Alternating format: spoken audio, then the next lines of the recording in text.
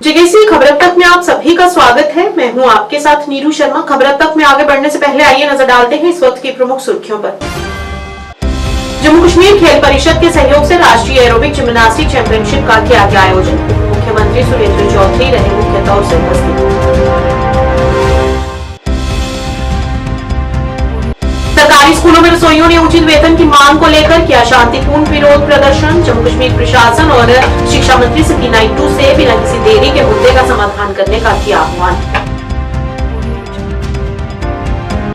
Jammu Kashmir teachers forum ने अपनी मांगों को लेकर उपराज्यपाल मनोज सिन्हा और केंद्र शासित प्रदेश के मुख्यमंत्री उमर अब्दुल्ला से उनके मुद्दों को हल करने की अपील।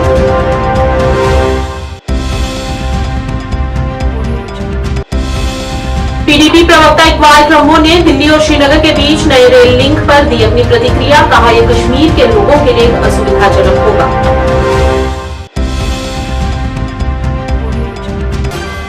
अब समाचार विस्तार से। जम्मू कश्मीर खेल परिषद के सहयोग से राष्ट्रीय एरोबिक जिम्नास्टिक चैंपियनशिप का आयोजन जिम्नास्टिक अकादमी एमए स्टेडियम जम्मू में किया गया। इस मौके पर उप मुख्यमंत्री सुरेंद्र चौधरी मुख्य तौर से उपस्थित रहे। मुख्यमंत्री के सलाहकार नाजिर असलम वानी सहित कई वरिष्ठ अधिकारी भी इस दौरान उपस्थित रहे। इस मौके पर लगभग 20 राज्यों के खिलाड़ियों ने भाग लिया और जिम्नास्टिक फेडरेशन ऑफ इंडिया के अध्यक्ष ने खिलाड़ियों की हौसला अफजाई की और उनके जज्बे को सलाम किया।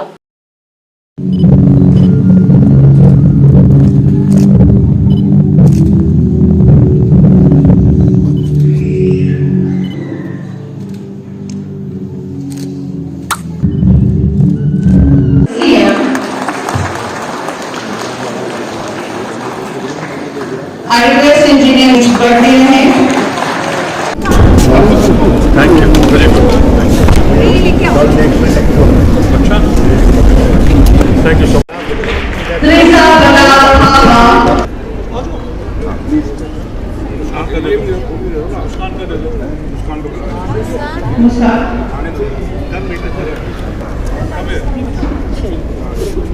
मैं चाहूंगी कि आपके बीच हैं तो तालियां तो बजती रहनी चाहिए।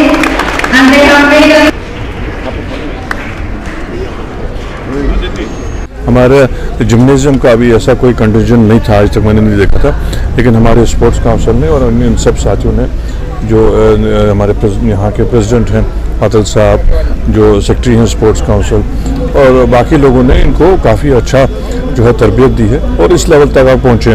मुझे जो इतला मिली है कि अगला जो एशियन जिम्नाजियम कप होगा वो जम्मू कश्मीर में होगा। इससे बाकी बच्चे भी इनकरेज होंगे और इन स्पोर्ट्स एक्टिविटीज़ से हम बच्चों को वो उस लेवल तक लाने की कोशिश करेंगे कि न सिर्फ जम्मू कश्मीर में पूरे मुल्क में बल्कि इंटरनेशनली भी ये अपना मुकाम हासिल कर सके। स्पोर्ट्स के लिए ग्राउंड्स की बल्कि स्पोर्ट्स का वर्ल्ड क्लास इंफ्रास्ट्रक्चर देना हमारा फ़र्ज़ है। कि जो यहाँ ये हो रही है गेम जम्मू कश्मीर में, ये नेशनल जिम्नास्टिक चैम्पियनशिप हो रही है और हमें बहुत ही अच्छा लगता है as head of the association, और हमारे यहाँ प्रेसिडेंट भी आए हैं, उनको भी बहुत अच्छा लगता है कि 5 साल से जब से वो प्रेसिडेंट है और उनकी छत्र छाया में J&K में ये तीसरी चैम्पियनशिप है नेशनल लेवल की। पिछले इतने सालों में कभी नहीं हुई, तो ये तीसरी चैम्पियनशिप है। इस चैम्पियनशिप में तकरीबन 20 से ज़्यादा जो स्टेट्स यूटीज़ हैं उनके आए हैं और तकरीबन 500 के करीब यहाँ पार्टिसिपेंट कम जजेस और उनके जो स्पोर्टिंग स्टाफ होता है उसमें मैनेजर आते हैं, कोचेज आते हैं। तो ये जम्मू कश्मीर के अवाम के लिए, उनके बच्चों के लिए, इस एकेडमी के लिए, जिस एकेडमी के लिए हमने बार बार श्री मनोज सिन्हा जी का शुक्रिया करते हैं कि ये फर्स्ट एवर डेडिकेटेड एकेडमी है J&K में जो है, इंडिया की फर्स्ट एवर एकेडमी डेडिकेटेड है। ये नेशनल एरोबिक चैम्पियनशिप 24-25 का हम ऑर्गेनाइज कर रहे हैं, क्योंकि हर साल एक नेशनल चैम्पियनशिप हर स्पोर्ट की होती है। तो एरोबिक जिम्नास्टिक्स की ये फॉर द ईयर 24-25 की चैम्पियनशिप है। इसमें तकरीबन 18 स्टेट से बच्चे आए हैं, 600 बच्चे हैं। ये सीनियर, जूनियर, सब जूनियर, मेन एंड वेमेन का है और एरो डांस भी इसमें होएगा। ये 10 तारीख आज से 13 तारीख 18 मैंने बताया कि 18 स्टेट से बच्चे आए हैं। स्पोर्ट्स और संगीत एक दो ऐसे दो शोबे हैं जहां जिनका कोई बाउंड्रीज नहीं होती, जिनकी कोई सीमा नहीं होती और जिनके अंदर कोई मजहब नहीं होता, कोई जात नहीं होती, कोई बरादरी नहीं होती। ये लोग वो होते हैं जो सही मायने में आप कहें कि किसी चीज़ों को बराबर लाने के लिए, किसी अनेकता को एकता में लाने के एक एम्बेसडर होते हैं। तो लिहाजा ये बच्चों का आज जम्मू कश्मीर में देश के अलग अलग कोनों से बच्चों का जम्मू कश्मीर में आना, ये जम्मू कश्मीर के लिए फ़ख्र की बात है। और यहाँ नेशनल एरोबिक जिम्नास्टिक चैंपियनशिप हो रही है और हमने देखा जम्मू कश्मीर के बच्चे काफ़ी सारे इसमें पार्टिसिपेट कर रहे हैं। और ये नहीं कि काफ़ी ऐसी परिवारों के बच्चे मैंने देखे जो फाइनेंशियली बड़े वीक हैं, लेकिन मैं दाद दूंगा हमारी जो यहाँ यूथ सर्विसेज एंड स्पोर्ट्स के हफीज़ साहब को और मैडम नुसरत गुल जी को और उनके जो पूरे ऑफिसरान हैं जिन्होंने इतनी मेहनत की और आज इतना बड़ा प्रोग्राम यहाँ जम्मू कश्मीर में हो रहा है। क्योंकि हम जब देखते थे थोड़े से लोग होते थे इस जिम्नास्टिक के अंदर, आज इतने बड़े काफ़ी सारी संख्या में प्लेयर्स हैं, तो ये कोई छोटी बात नहीं है। एथलीट हैं, ये कोई छोटी बात नहीं है। विभिन्न योजनाओं के तहत सरकारी स्कूलों में काम करने वाले रसोइये आज यूटी अध्यक्ष महिला विंग, जेके शिक्षक मंच और उपाध्यक्ष राष्ट्रीय चुनावी पेंशन आंदोलन के नेतृत्व में हंदवाड़ा के चिनार पार्क में शांतिपूर्ण एकत्र हुए और अपनी मांगे सरकार के समक्ष रखी। शांतिपूर्ण विरोध प्रदर्शन का उद्देश्य न्यूनतम वेतन अधिनियम के अनुसार वेतन का भुगतान न करने के संबंध में उनकी शिकायतों को उजागर करना रहा। इस मौके पर उन्होंने उपराज्यपाल प्रशासन, जम्मू कश्मीर के मुख्यमंत्री और शिक्षा मंत्री सकीना इट्टू से बिना किसी देरी के मुद्दे का समाधान करने का आह्वान किया।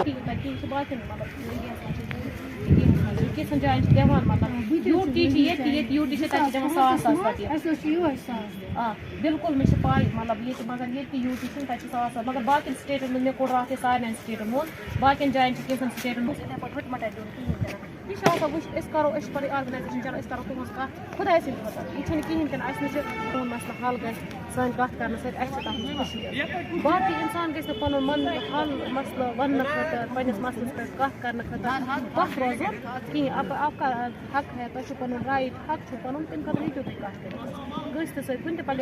आई हुई है सर हमारे पास कुक्स की। इन्होंने बहुत बार हमें अप्रोच किया है।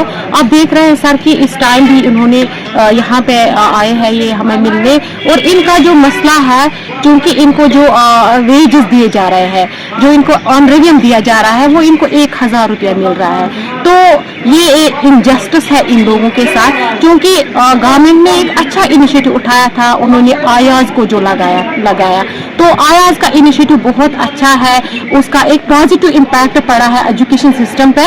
और ये जो लोग हैं लेकिन इनके साथ मैं जैसे वो आयाज को 5000 पर मंथ मिल रहा है, लेकिन ये इन लोगों को अगर हम देखेंगे इनको दिन भर मतलब स्कूलों में काम करना पड़ता है।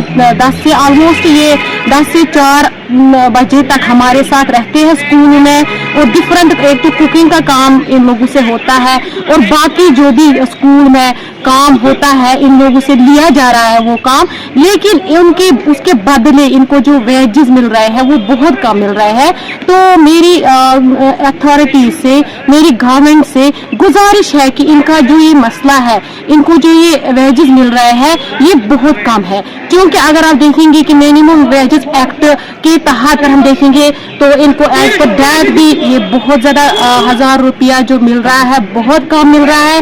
तो ये भी उस मिनिमम वेजेस एक्ट किसी जुमरे में उनको लाना चाहिए, और इनके साथ ये जो नाइंसाफी हो रही है इस पर गवर्नमेंट को गौर खोज करना चाहिए, इस पर देखना चाहिए, ताकि ये बेचारे भी दिन भर स्कूल में काम करते हैं, अपना टाइम देते हैं, तो ये भी खुशी खुशी अपनी फैमिली को चलाए, अपने घर को चलाए, और ये भी खुशी खुशी वो काम स्कूलों में जो ये कर रहे हैं वो खुशी खुशी अंजाम। जम्मू कश्मीर शिक्षक मंच द्वारा अपने मुख्य संरक्षक गणेश खजूरिया और मंच के अध्यक्ष मोहम्मद शफी राथर के नेतृत्व में दोनों क्षेत्रों के मंच के वरिष्ठ नेतृत्व के साथ एक पत्रकार वार्ता आयोजित की गई।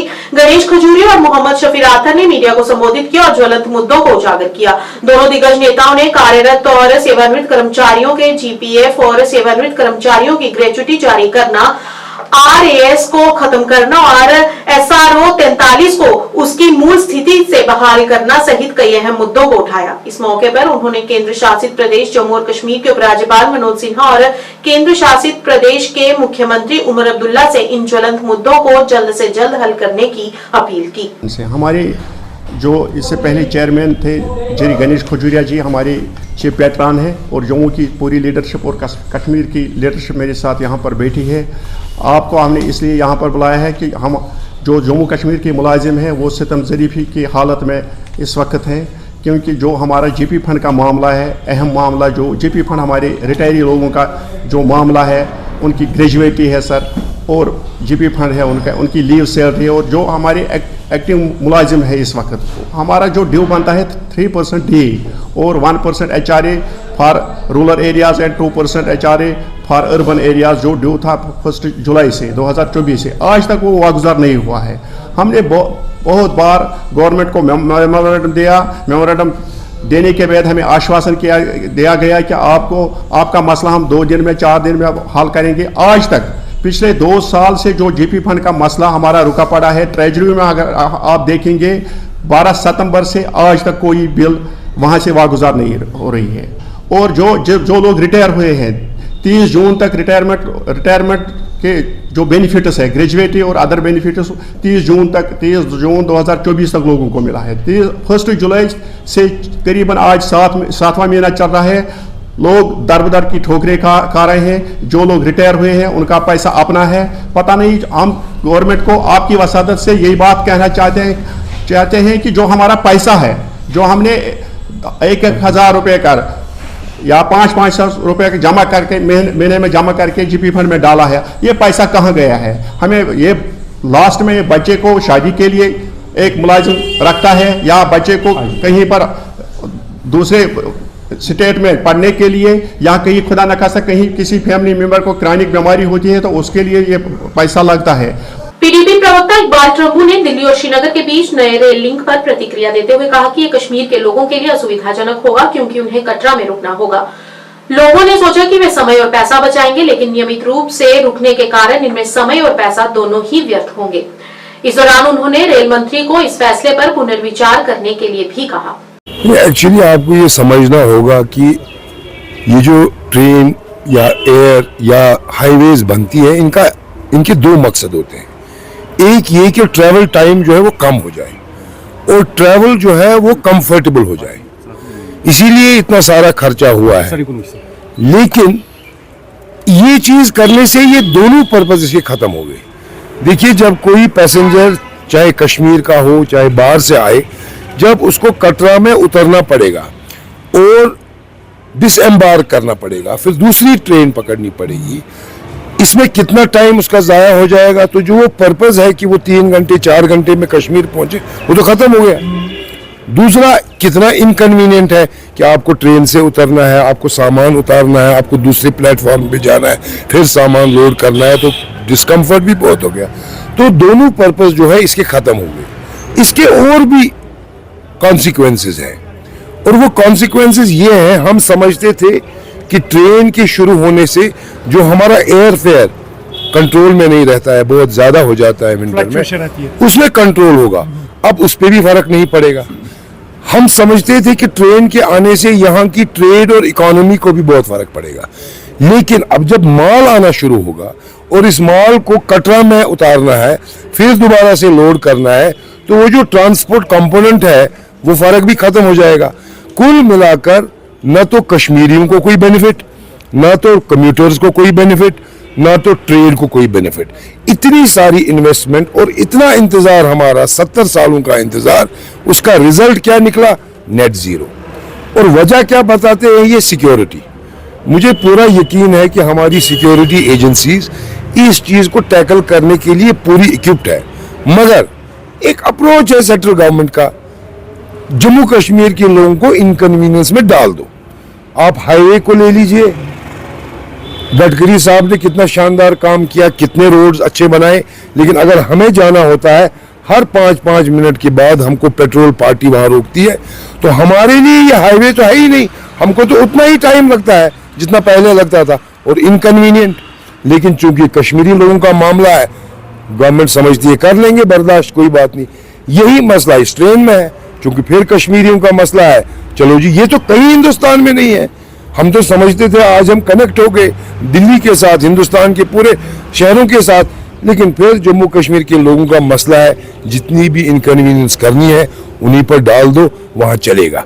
इस अप्रोच को इंशाल्लाह हम चाहते हैं कि चेंज हो जाए सेंट्रल गवर्नमेंट का, और हम उम्मीद करते हैं कि रेलवे मिनिस्ट्री इसका जो जायजा ले और इसको ठीक। और एनसी प्रवक्ता इमरान नबी डार ने कश्मीर से दिल्ली रेल लिंक सेवाओं का स्वागत किया। उन्होंने कहा कि इससे हमारी अर्थव्यवस्था और पर्यटन को बढ़ावा मिलेगा। एक सवाल के जवाब में इमरान ने कहा कि हम दिल्ली से श्रीनगर तक सीधी सेवाएं स्थापित करने के लिए सीएम उमर अब्दुल्ला के सामने इस मामले को भी उठाएंगे। भी हमारे पास भी बहुत सारी डेलीगेशंस आई और जिसपे हर किसी ने ये बात कही कि एक डायरेक्ट ट्रेन होनी चाहिए फ्रॉम श्रीनगर टू जम्मू।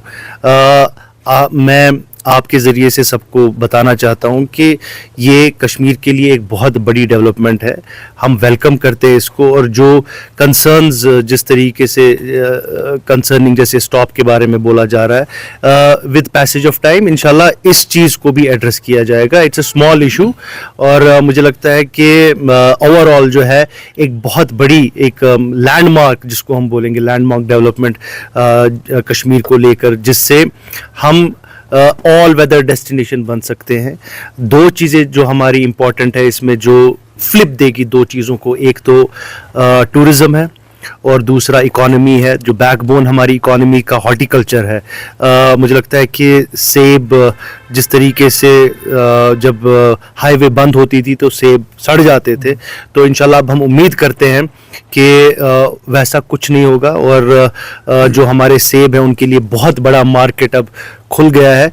तो ये ऑल इन ऑल जो है वैली के लिए बहुत अच्छी डेवलपमेंट है। तो ये बात दोहराऊंगा, ये एक छोटा एक इशू है और जिसको एड्रेस किया जा सकेगा। मैं आपके ज़रिए से अपने चीफ मिनिस्टर उमर साहब से भी इसके मुतालिक बात करूंगा, और जैसा कि एक तरीका है हमारी रिप्रेजेंटेशन जाएगी यूनियन रेलवे मिनिस्टर को, और जो कश्मीर के जेन्युइन एक ये बिल्कुल जेन्युइन इशू है कि डायरेक्ट होना चाहिए, जिसमें बच्चों के जो बच्चे बाहर पढ़ते हैं, चाहे पंजाब में पढ़ते हैं या दिल्ली में पढ़ते हैं, उनके लिए एक आसानी होगी, क्योंकि पहले तो उनको 2 दिन लगते थे यहाँ आने में। अब अगर Jammu direct Delhi to Srinagar train हुई तो शायद ये 8 घंटे में वो सफ़र कंप्लीट कर सकेंगे।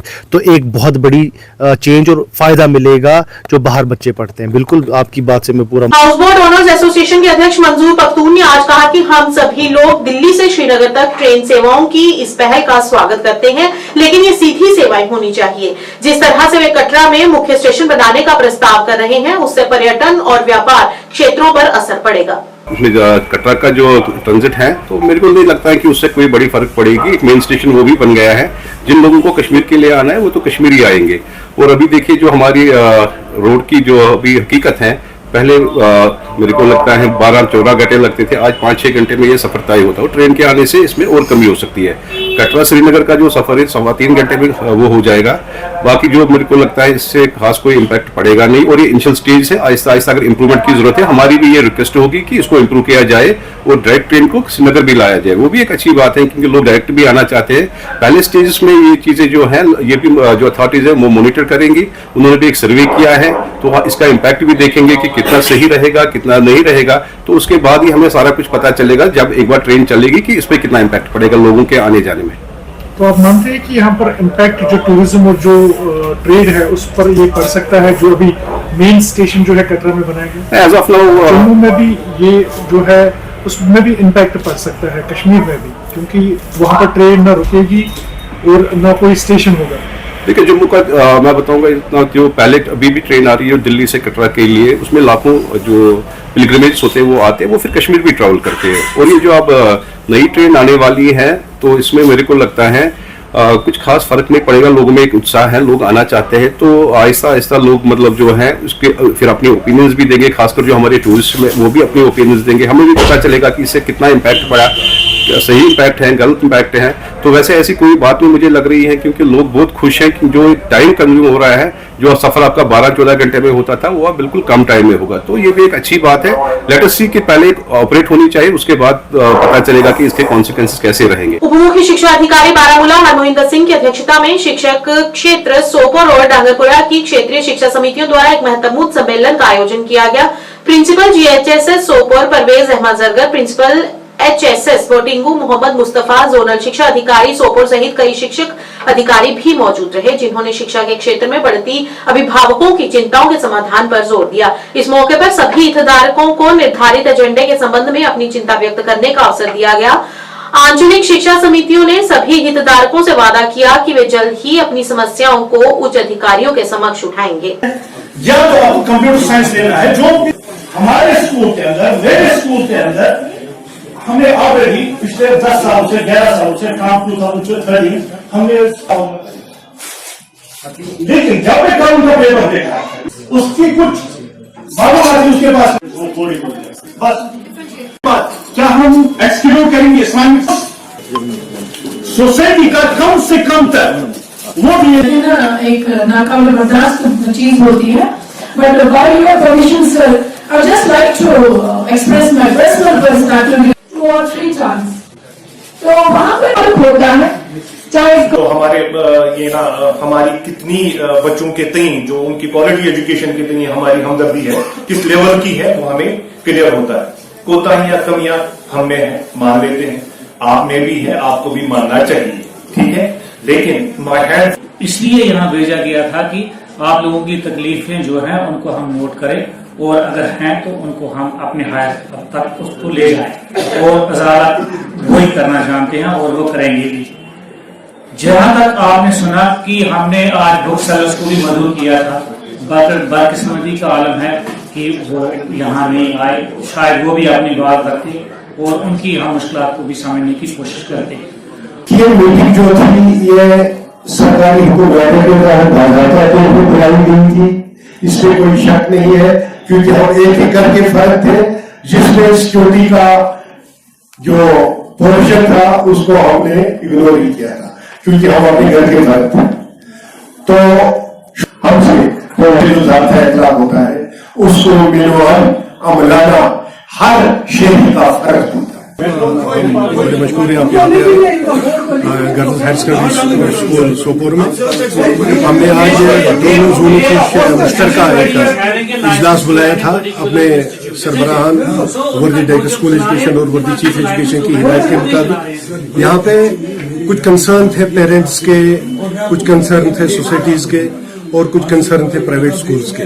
उनको अपनी बात सामने रखने के लिए और उनका जो भी कंसर्न था इसमें यहाँ पे अक्सर प्राइवेट स्कूल्स के HOIs थे और बुक सेलर्स थे और यहाँ पे पेरेंट्स थे बच्चों के जो प्राइवेट स्कूल्स में तालीम हासिल करते हैं जिनके बच्चे, और हमारे डिप्टी चीफ एजुकेशन ऑफिसर ने इसकी सरबराही की यहाँ पे इस दोनों जोन्स की एक मुश्तरका इजलास में।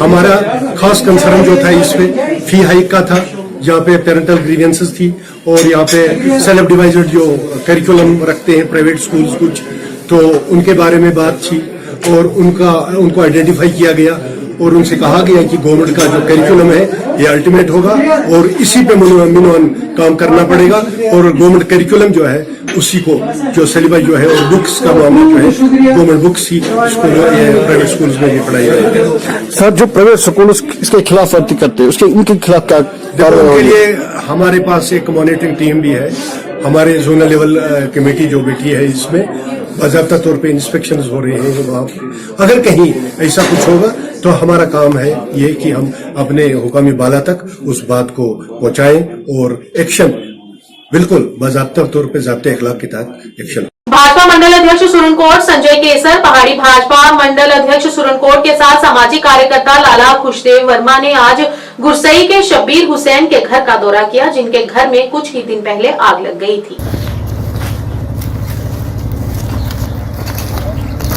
चलो देखिए, आज हम यहाँ गुरसई तशरीफ लाए थे, तो शब्बीर हुसैन शाह साहब हैं जो सुरनकोट में हमारे साथ रहा करते थे, तो वो यहाँ गुरसई के ही रहने वाले हैं। तो बंगले में किसी कारणवश कोई शॉर्ट सर्किट हुआ तो उनके करोड़ों रुपए की संपत्ति जो है नष्ट हो गई। तो बड़ा दुख का इजहार करने हमारी आज सनातन धर्म सभा आई थी, तो हमें मिले तो बड़ा दुख का इजहार किया कि भगवान किसी के साथ भी ऐसा ना करे। तो पता नहीं किसकी हाई लगी, तो ऐसा हमने छोटा सा नजराना उनको पेश किया तो उन्होंने उसको कबूल भी किया। कमी तो उनको कोई नहीं है, मगर यह होता है कि गंगा जमनी जो तहजीब है वो आज भी कायम है और हम एक दूसरे के पीछे शाना पिशाना आगे भी खड़े रहेंगे। चाहे कोई हिंदू हो, मुस्लिम हो, सिख हो, एक रब की औलाद है, तो आगे भी हम इसी तरीके से हम यही मैसेज देना चाहते हैं कि किसी के साथ भी ऐसा हो सकता है तो हम सबसे कहते हैं कि एक दूसरे से मिलकर रहना चाहिए। हम अब पूरी सुरनकोट की हिंदू बरादरी के मुखिया लोग गिरसाई में एक पी शबीर सैनशी शादी का एक बहुत बड़ा मकान था जिसकी कीमत करोड़ों रुपये में आकी जाती है, वो जल के राख हो गया। तो हम हिंदू मुस्लिम भाईचारे को कायम करते हुए यहाँ इनके घर एक दुख का एहसास करने के लिए आए और हमारी पूरी बरादरी ने अपने तौर से बतौर हमदर्दी छोटा सा एक इनको गिफ्ट पेश किया जो इन्होंने बड़े एहसान से कबूल किया। तो हमें इस चीज़ का बहुत दुख हुआ है कि इनका बहुत नुकसान हुआ है और भगवान से प्रार्थना करते हैं कि मालिक किसी का भी इतना नुकसान ना हो और जो उनका नुकसान हुआ है उसकी ये भगवान भरपाई करे। तो बड़ी बात मेरा एक मैसेज है कि ये जो हमारा हिंदू मुस्लिम भाईचारा है ये कायम रहना चाहिए। इसके लिए हमें हर वक्त एक दूसरे की मदद के लिए तैयार रहना चाहिए और यही दुनिया में रहने वाली बात है। बाबा कैलक देव प्रबंधक कमेटी एवं दिव्य ज्योति जागृति संस्थान द्वारा राष्ट्रीय युवा दिवस 2025 के उपलक्ष्य पर 12 जनवरी को सुबह 11 बजे से दोपहर 2 बजे तक बाबा कैलक देव मंदिर ठट्ठर बनतलाब जम्मू में कार्यक्रम का आयोजन किया जाएगा। इस मौके पर ईश्वर भक्ति और राष्ट्र भक्ति से सराबोर भजन, संकीर्तन एवं प्रेरणादायी प्रवचनों पर आधारित कार्यक्रम होंगे। इस मौके पर प्रबंधक कमेटी ने सभी जम्मूवासियों से अपील करते हुए यहाँ पर आने और अपने बच्चों को भी साथ में लाने का आग्रह किया ताकि बच्चों में नैतिक और आध्यात्मिक गुण भी पैदा हो सके।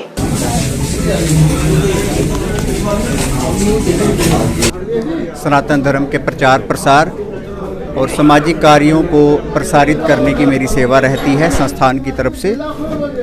आगामी दिनों में दिव्य ज्योति जागृति संस्थान, बाबा कैलक देव प्रबंधक कमेटी और दिव्य ज्योति जागृति संस्थान मिलकर राष्ट्रीय युवा दिवस पर बहुत ही भव्य भजन कीर्तन का कार्यक्रम जो राष्ट्रभक्ति और ईश्वर भक्ति दोनों का समन्वय का कार्यक्रम रहेगा आयोजित कर रहा है।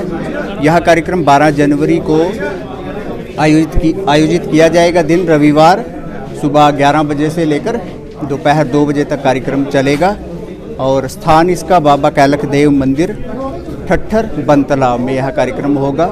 तो सभी प्रभु भक्तों से, राष्ट्र भक्तों से निवेदन है कि आप इस कार्यक्रम को जरूर अटेंड करें, क्योंकि इस समागम के दौरान ईश्वर भक्ति की तो बात होगी ही, लेकिन राष्ट्र भक्ति की, स्वामी विवेकानंद जी के आदर्श शिक्षाओं की भी चर्चा होगी। हमारा देश का युवा, समाज का युवा सशक्त बने, चरित्रवान बने, ऐसा यह संस्थान का प्रयास है। उसी की श्रृंखला में यह कार्यक्रम आयोजित किया जा रहा है।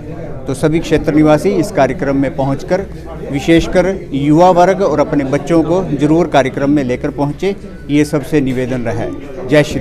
खबर अब तक के आज के इस अंक में इतना ही। नया अंक लेकर फिर हाजिर होंगे, तब तक के लिए दीजिए इजाजत। नमस्कार।